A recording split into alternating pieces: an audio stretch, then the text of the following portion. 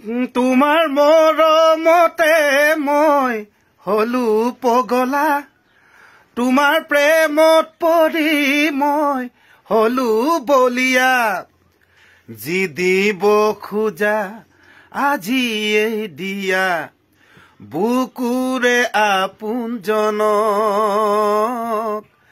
যি কব খোজা আজিয়ে কোৱা আঘাত নিদিবা মনক তোমাৰ মৰমতে মই হলো পগলা তোমাৰ প্ৰেমত পৰি মই হলো বলিয়া।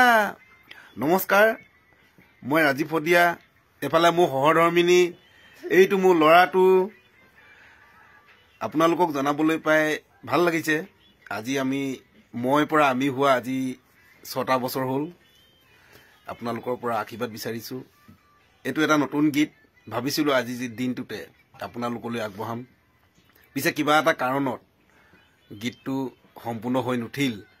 বাৰু যি কি নহওক, 2 এদিনতে আপোনালোকলৈ আগবঢ়াম মোৰ এই নতুন গীত।